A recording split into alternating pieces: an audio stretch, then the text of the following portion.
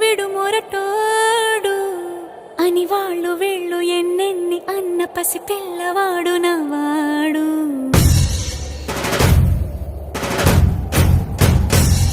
విడు ముండోడు అని ఊరు వాడ అనుకున్న గాని మహారాజు నాకు నవ్వాడు.